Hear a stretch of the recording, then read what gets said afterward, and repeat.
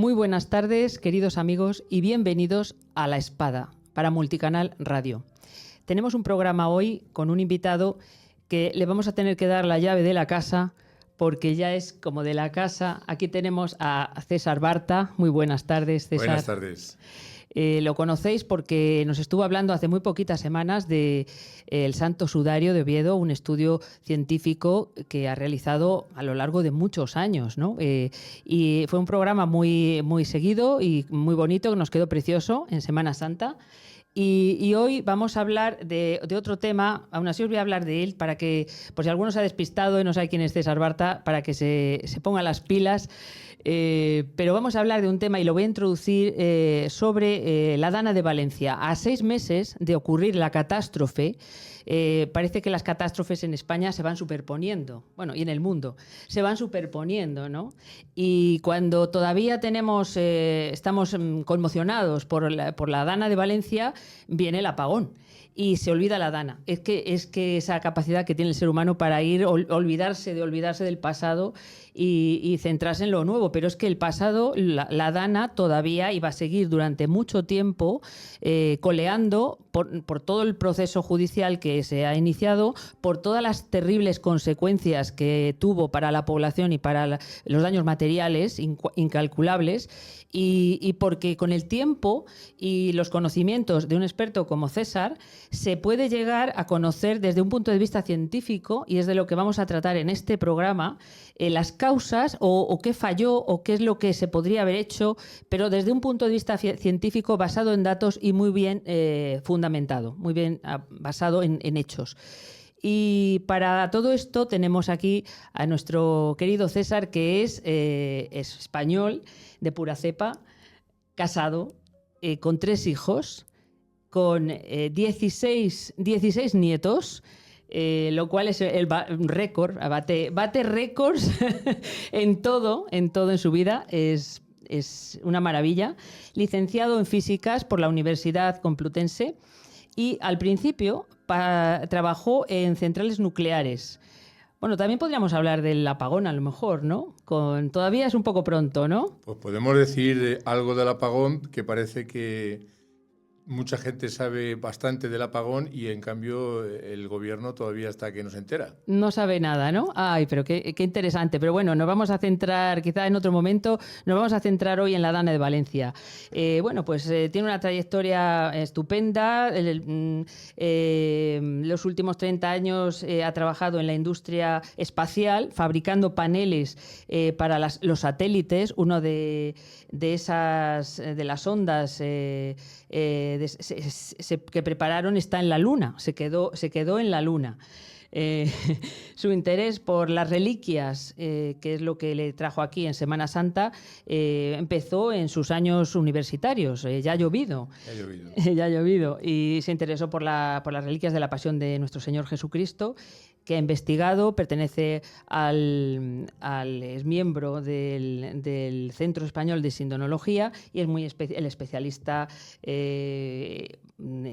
insuperable en el Santo Sudario de Oviedo, por sus investigaciones, aunque es humilde, pero él ha hecho unas investigaciones tan concretas y tan científicas que por supuesto le podemos considerar, nos damos el gusto de considerarle el mayor experto en el Santo Sudario. Pero hoy vamos a hablar de la Dana de Valencia, que fue terrible y que queremos saber qué ha pasado, porque nos quedamos siempre con esa sensación en España de que no llega a la verdad, y queremos entrar en la verdad de qué provocó todas esas 500 litros por metro cuadrado, ¿no? Empezando por algo que es un fenómeno meteorológico, siempre se le llamó gota fría, pero ahora se le ha puesto un nombre que es muy interesante. ¿Por qué se le llama Dana? Yo no sé. ¿Tú qué opinas? ¿Por qué la llamamos Dana ahora? Creo que son iniciales del inglés, pero no sé transcribirlo ahora mismo. Sí, pero no sé si te has dado cuenta que sí, que es una personificación, ¿no? O sea, es ponerle el nombre como de alguien a algo, ¿no? Es un poco, tiene un matiz psicológico. Puede ser, sí. Porque ahora se llama el nombre de una... Bueno, además Dana es una diosa, por lo visto, una diosa de la lluvia, del agua, en diferentes religiones y en fin. Pues mira, eso no lo sabía. Es que a mí estas cosas me llaman mucho la atención. Y bueno, dinos qué investigaciones has hecho y qué te ha movido a hacer esas investigaciones. Sí, pues mira, lo que quiero es acotar lo que yo he investigado, ¿no? Porque en la escala de tiempo está la parte remota de años y décadas anteriores, que es lo que se había hecho o no se había hecho años anteriores. Luego está la etapa posterior a la catástrofe, que es lo que se ha hecho o no se ha hecho después de que pasara. Y luego está las horas, los instantes, las horas previas a la catástrofe. Y yo en lo que me he centrado es en esas horas previas. Podríamos hablar un poco al final de cosas que se podían haber hecho previamente en décadas anteriores, pero yo lo que hice inmediatamente después de que sucedió la Dana, querer enterarme a través de qué medidas por sensores, datos objetivos, se podían recabar. Entonces estaban disponibles al día siguiente, a los 2 días estaban esos datos disponibles. Datos que concretamente son pluviómetros, o sea, medidores de la lluvia que cae, y caudalímetros, es decir, cuánta agua pasa por un río o un torrente o un barranco. Esos son los datos que recabé en su momento y analicé en cuanto a cuándo se producen las mayores precipitaciones, los mayores caudales. Y aunque yo no soy meteorólogo, pero tengo otro conocido que es también físico, meteorólogo, y el estudio que hice se lo pasé para que lo revisara, para evitar, digamos, que tuviese errores significativos. Entonces, ¿qué es lo que he llegado a analizar? Bueno, pues hay un organismo que es la AEMET que tiene los sensores de pluviómetro de cuánta lluvia está cayendo. Y luego está la Confederación Hidrográfica del Júcar, que tiene además caudalímetros en ciertos lugares, ¿no? Bien, entonces esos son lo que yo voy a intentar explicar con detalle.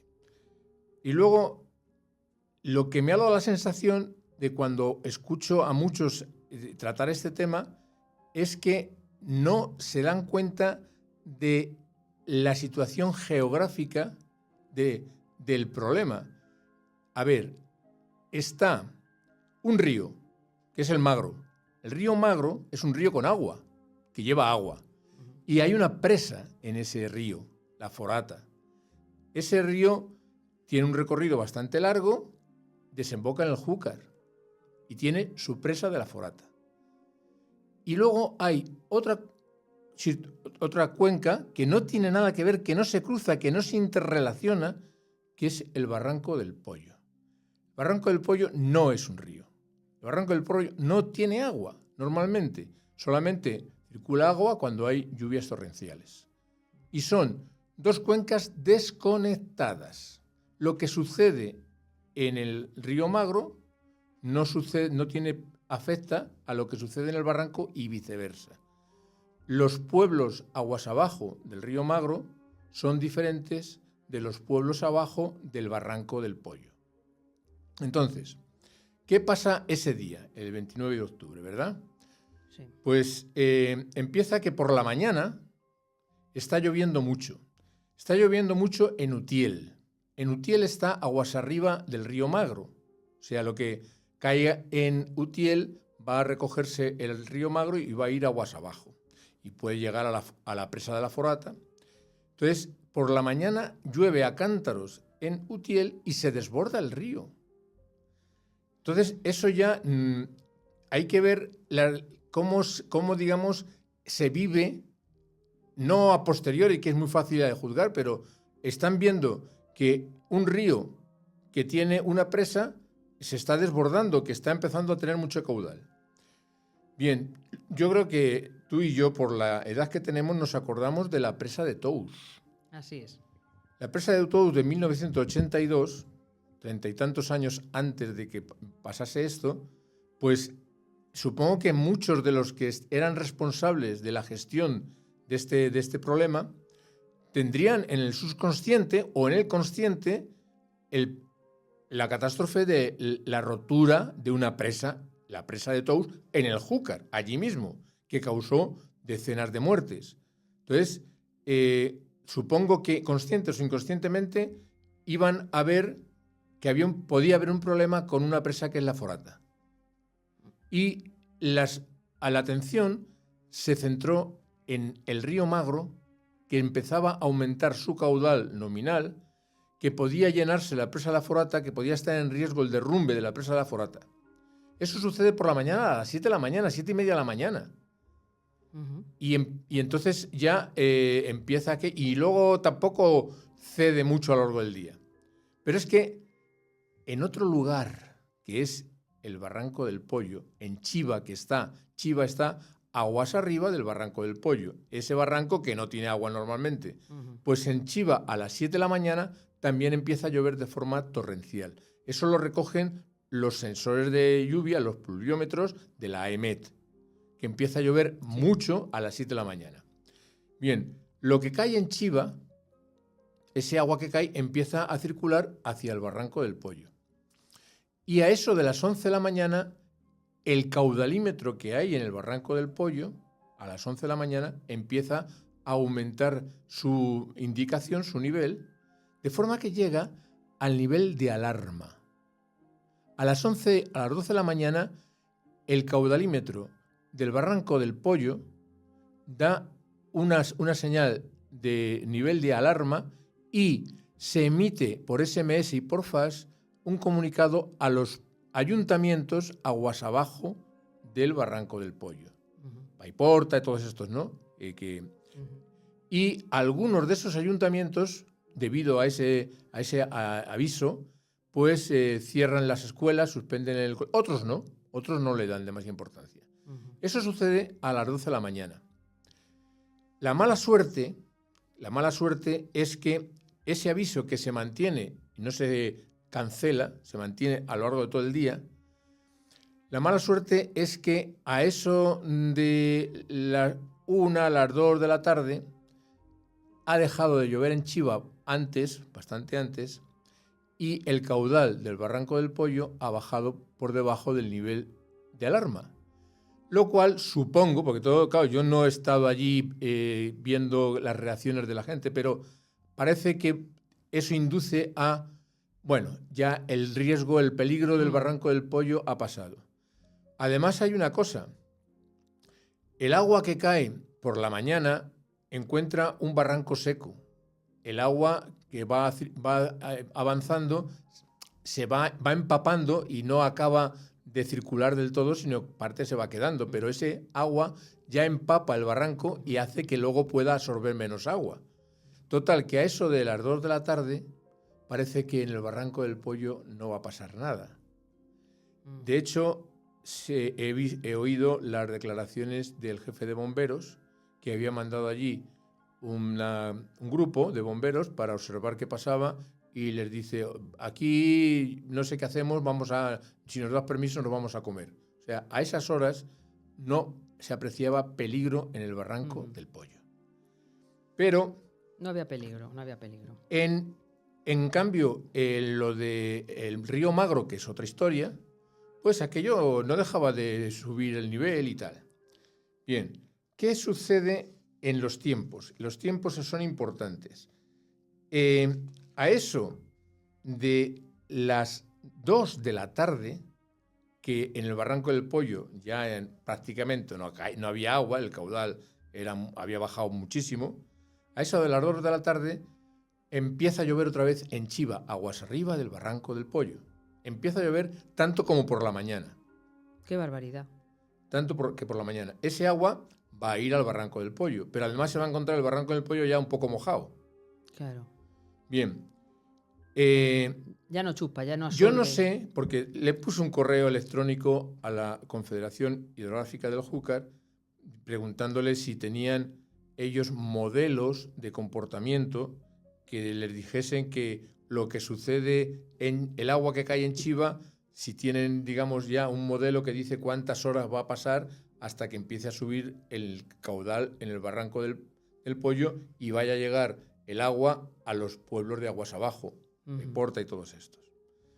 No me han contestado, no creo que me vayan a contestar nunca. Pues hace semanas que le pregunté.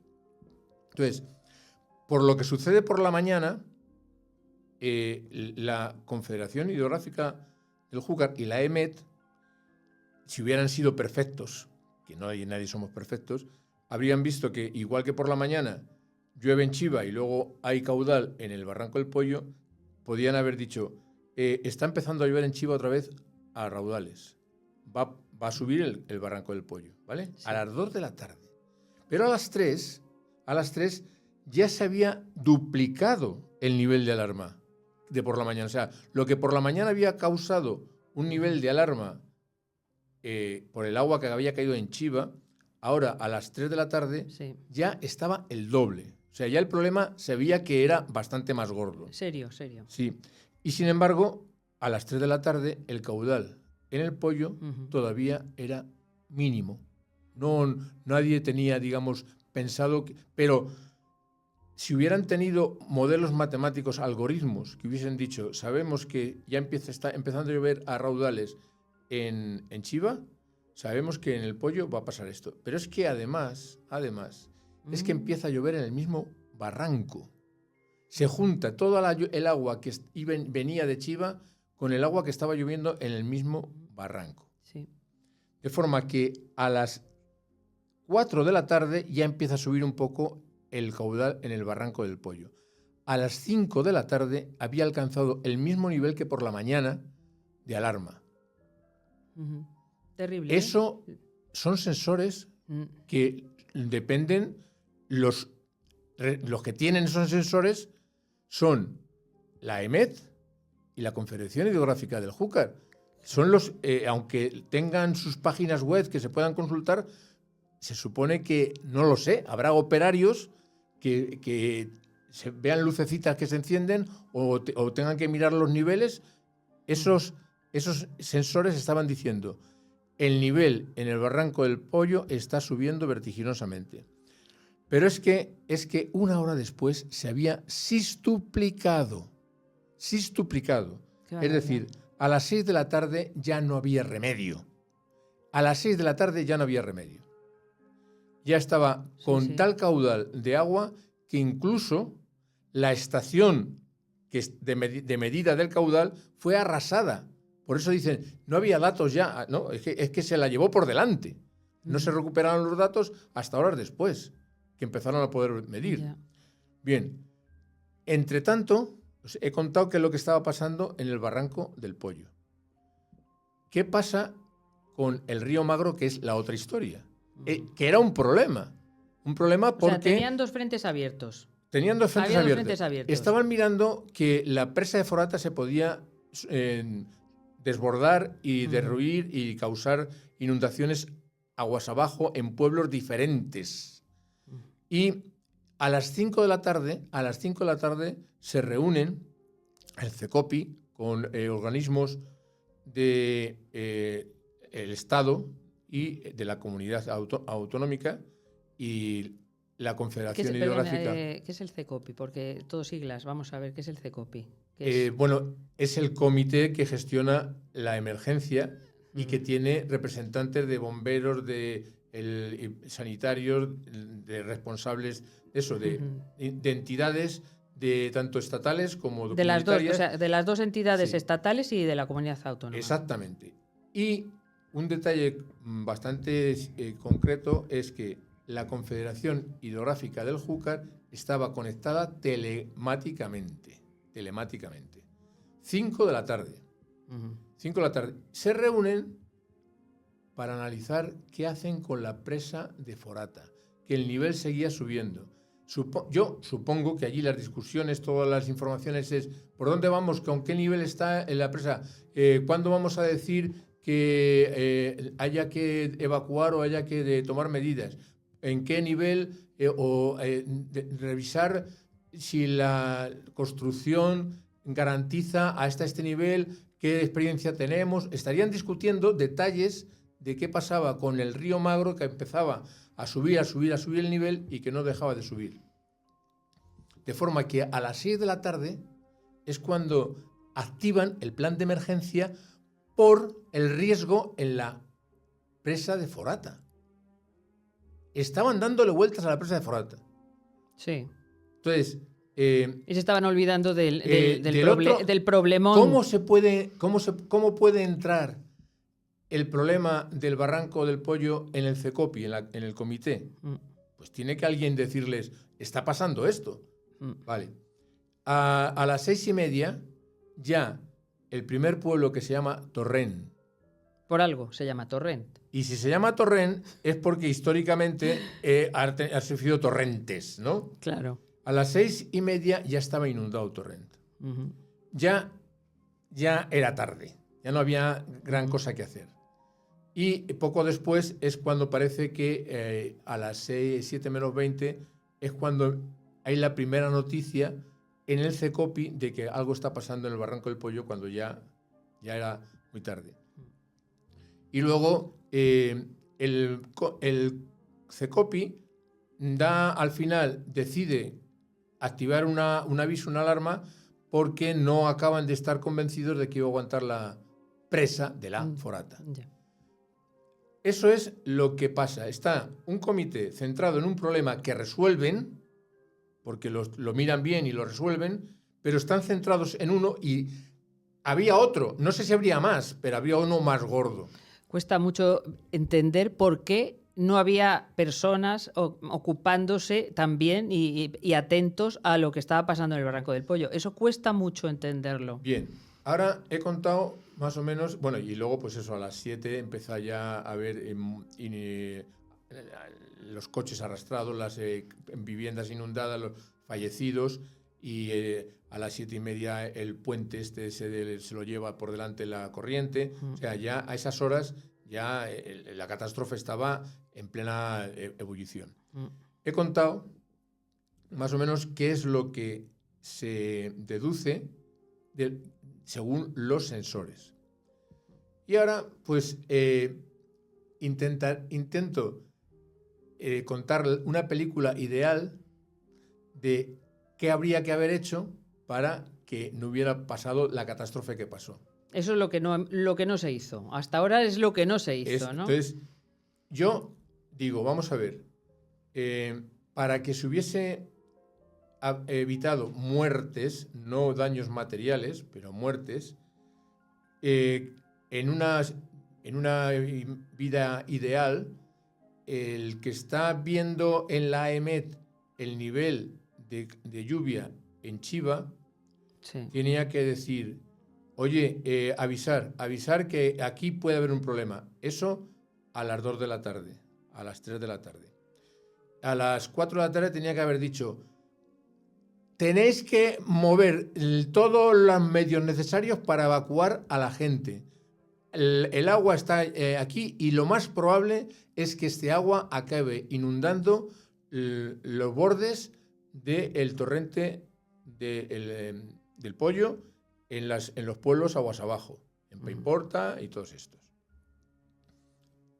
Eso, algún operario de la EMET, que son los que tienen allí los sensores.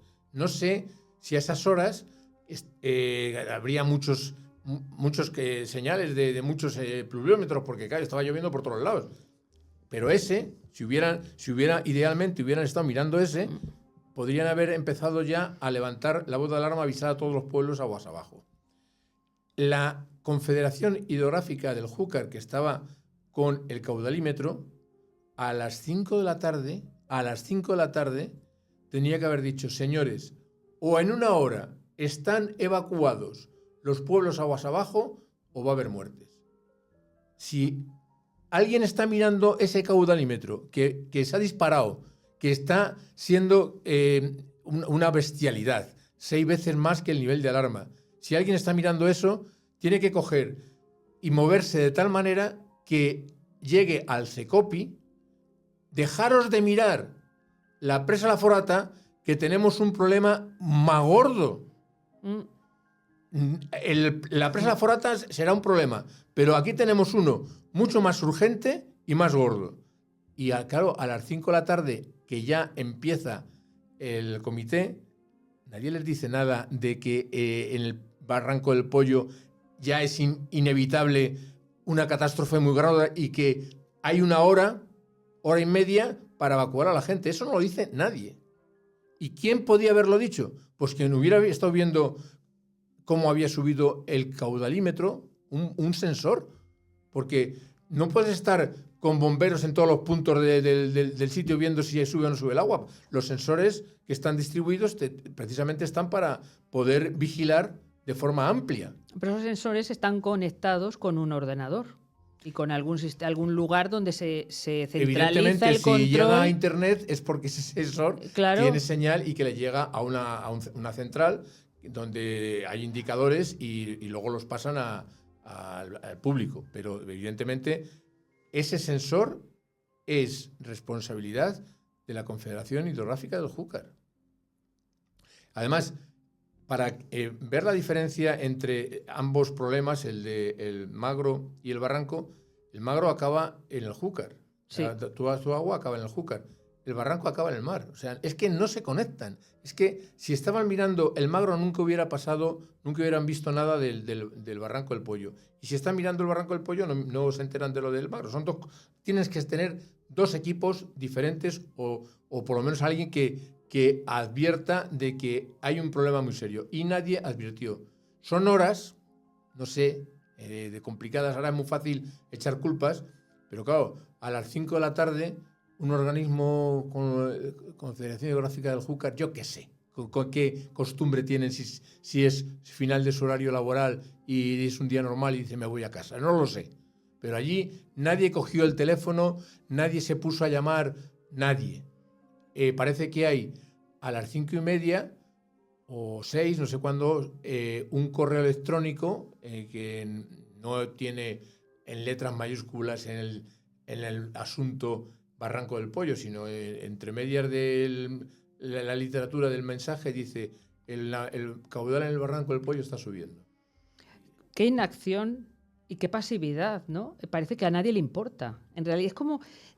No lo sé, porque se han oído muchas cosas. Se han oído cosas como que las personas que llevan esos organismos que están para vigilar y para salvar vidas también, pues que esas personas son políticos, no son expertos, como por ejemplo puede ser tú o puede ser que hay muchos políticos, gente puesta a dedo. Eso se ha oído, ¿no? Y yo viendo esta inacción, yo creo que si es un físico, si es alguien que tiene una formación, o sea, algo que es profesional, ¿no? Que es tu profesión. Tienes una ética como profesional, pienso yo. Me da la sensación de que hay mucha gente ahí que no tienen una falta de ética, una falta de interés por las personas, una pasividad. Sí. A ver, yo ya te digo que yo me he querido centrar en datos, en tiempos. Ya, pero se ve algo. Y lo que sí me he dado cuenta es que parece que estas responsables lo único que se preocupan es de echar la culpa al otro. Sí, totalmente. Y evidentemente yo creo que falló incluso si fuéramos suficientemente condescendientes diríamos, es que era muy difícil atender esto bien. Podríamos ser condescendientes porque teníamos muchos frentes abiertos y nos descuidamos en uno. Pero si todos fallaron, en vez de cada uno reconocer su parte, parece que lo único que pretenden es yo no me he equivocado en nada y que la culpa es del otro. Y claro, así no vamos nunca a arreglar las cosas. Y ya un poco pues para hablar de el tiempo remoto, previo, ¿no? O sea, esto es lo que he contado son los momentos previos que se podía haber hecho. Si se tenía que haber hecho algo que hubiera salvado vidas, habría sido que un operario hubiese visto los sensores de Chiva y del Barranco del Pollo y del agua, del pluviómetro del mismo Barranco del Pollo y hubiera dicho, tenemos un problema inminente, hay que evacuar a la gente de forma urgente. Es la única manera. ¿Y quién tiene esos sensores? ¿Quién puede dar la bola de alarma? Pues yo creo que son los organismos que son los propietarios de esos sensores, o sea, la EMET y la Confederación Hidrográfica del Júcar, yo creo que no pueden escurrir el bulto. Pero bueno, luego, se habla también de, es que se tenía que haber hecho muchas cosas, ¿vale? Una de las cosas que mi amigo el meteorólogo me dijo de lo que se podía haber hecho, dice, es que se hablaba de haber hecho una presa cerca de Chiva, aguas arriba del barranco, y entonces... ¿Y limpiar el barranco? Limpiar el barranco, por limpiar supuesto. El barranco, Por porque es supuesto, que... hubiera, digamos, evitado que el agua hubiera arrastrado cosas tan sólidas que al final era lo que estaba haciendo blocajes que después cuando se reventaban iba en torrente, en fin. Pero esa presa que estaba programada, pero que nunca se llegó a hacer, aguas arriba, cerca de Chiva, al norte de Chiva, que estaba para recoger el agua que no fuese directamente al barranco, mi amigo dijo, esa presa a lo mejor no hubiera sido suficiente. A lo mejor no estaría diseñada porque este fenómeno sucede 1 o 2 veces al siglo. No es una cosa que esté sucediendo el torrent, que el pueblo torrent se llama así porque desde siglos, pues de vez en cuando pasa algo, ¿no? Que está documentado, que eso no es la primera vez en la historia que ha pasado. Ya. Pero si hubieran diseñado la presa, a lo mejor no lo hubieran diseñado para resolver un problema tan gordo como el que fue, que es que fue mayor a lo mejor de lo que se había podido prever. Pero me dice una cosa, y eso sí que puede ser cierto, dice, igual que estaban viendo si iba a reventar o no la presa de la Forata en el río Magro, sí. Si hubiera habido una presa aguas arriba del Barranco del Pollo, hubieran estado pendientes de la presa. De la presa, de lo que si estaba se rompe, pasando no se en la rompe. presa. Y entonces, seguro que hubiesen dicho, cuidado, que aquí va a haber un problema. Cierto. A lo mejor la presa hubiera reventado, pero sí que habían avisado a todas las poblaciones aguas abajo. Qué triste, ¿no? Qué triste, porque no hay dinero para presas, no hay dinero para infraestructuras, no hay dinero para proteger la vida de los españoles y hay dinero para tantas cosas. Sí, las inversiones, bueno, no nos vamos a extender fuera de esto, pero las inversiones que se hacen me parece que son muy ideológicas. Exacto, inversiones ideológicas y no importando la gente.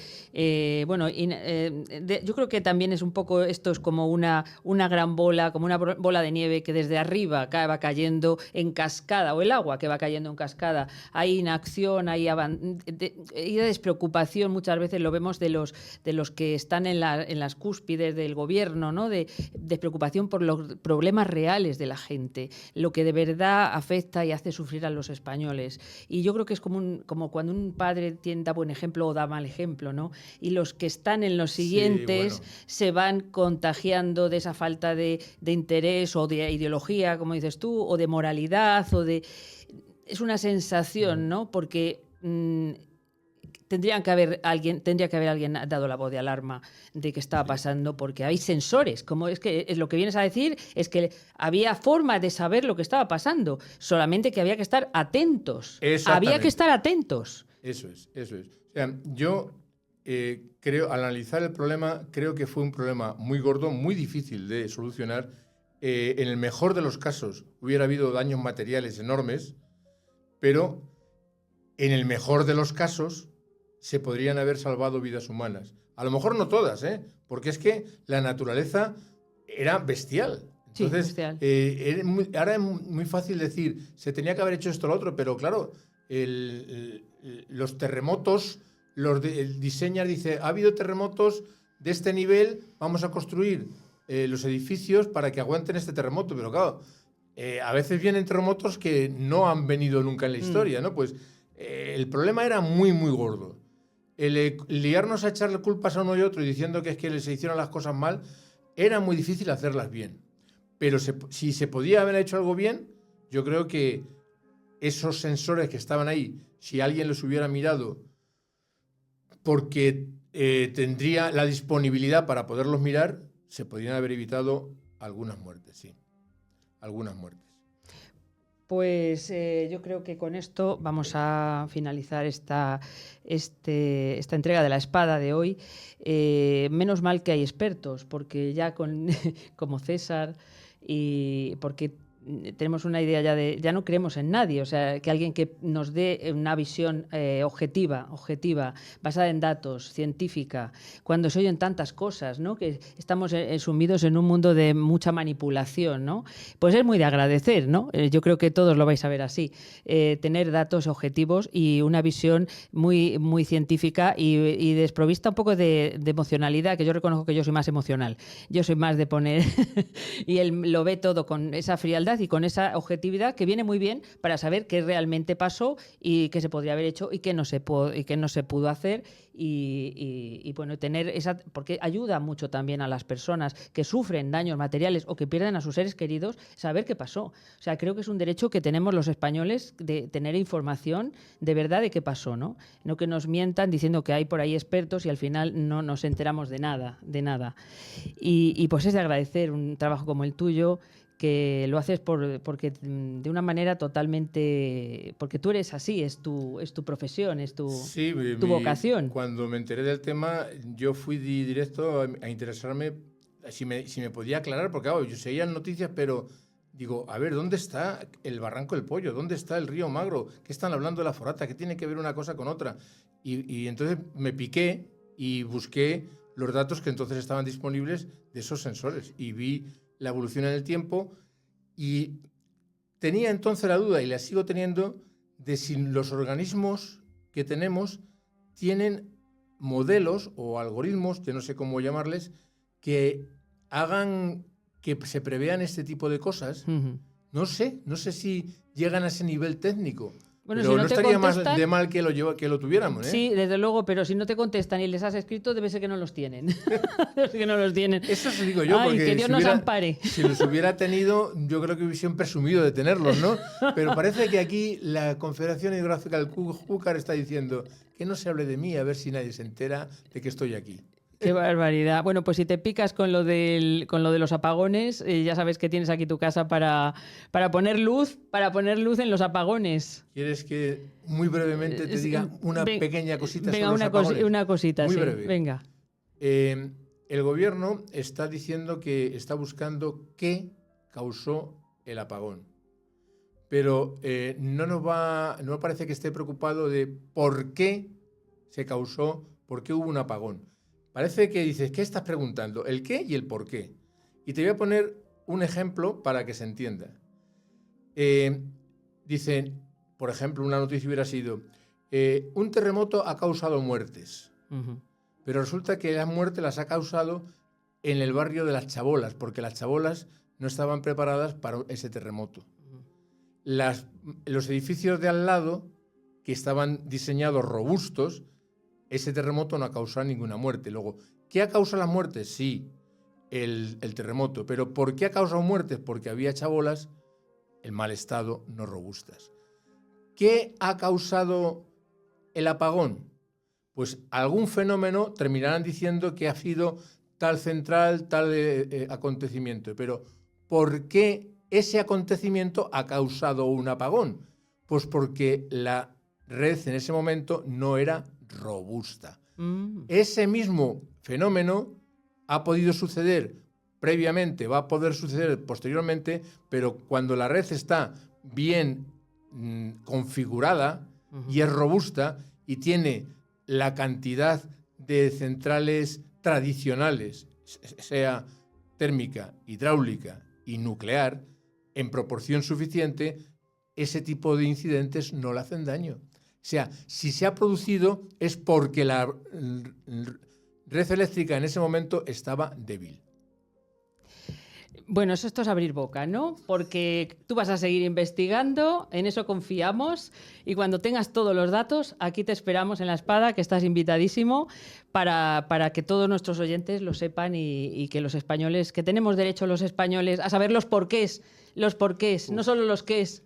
No es fácil indagar de todas estas cosas porque los datos a veces no se consiguen fácilmente, pero bueno.